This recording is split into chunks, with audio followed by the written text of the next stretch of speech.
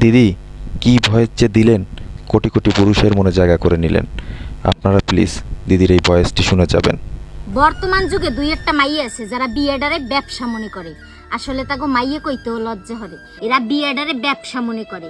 এক জায়গা বিয়ে বইসে, এরপর হ্যার দ্বারের তা কতগুলা সোনা গয়না বানায়, এরপর হ্যারে লইয়া 2 দিন একটু গড়তে গড়তে যায়, তারপর হ্যার নামে মিথ্যা একটা অপবাদ দেয়, অপবাদ দিয়ে এতগুলা টাকা নেয়, টাকা নিয়ে আবার আর এক জায়গা যাইয়ে বিয়ে বসে। হে জায়গা যাইও এক কীর্তি করে, হে জায়গা যাইও কয়দিন সংসার করে, হ্যার তা গয়না বানাইয়ে নেয়, হ্যারে লইয়ে ঘুরে ফেরে, তারপর তার নামে আবার একটা অপবাদ দেয়, আবার কিছু টাকা নিয়ে আর এক জায়গা যাইয়ে বিয়ে বসে। কথাটা শুনতে তিতে হইলো বর্তমান যুগে এইরকম দুই একটা মাইয়া আছে। তারা এই জিনিসটা করতে সাহস পায় কেন জানেন? ভাবে কি, ওরে ভাই আইন তো আমাকে নারী গো সাথেই আছে, আমরা যেটা কব সেইটাই আইন বিশ্বাস করবে।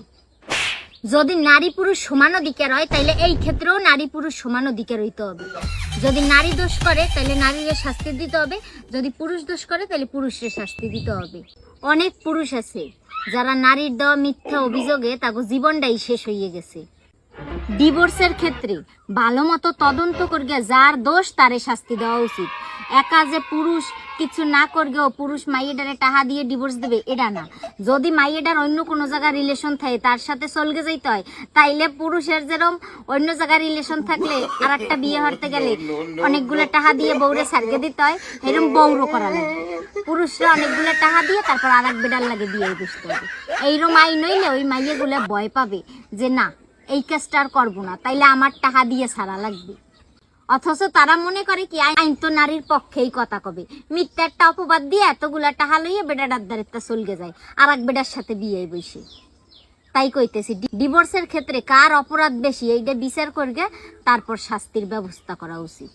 তাইলে ওইসব মাইয়েরা বিয়েডারে ব্যবসা মনে করতে পারবে না, কোনো পুরুষ মানুষের নামে মিথ্যা অপবাদ দেওয়ার সাহস পাবে না। তারপর ওই মাইয়েগুলা চিন্তা করবে যদি মিথ্যা অপবাদ দিতে যাই তাইলে আমারও শাস্তি পেতে হবে, আর আমি যদি খালি খালি পুরুষটারে সার্গে দিতে চাই তাইলে আমারও হেরে টাকা দিতে হবে। এই ভয় তো কোনো সংসার ভাঙবে না।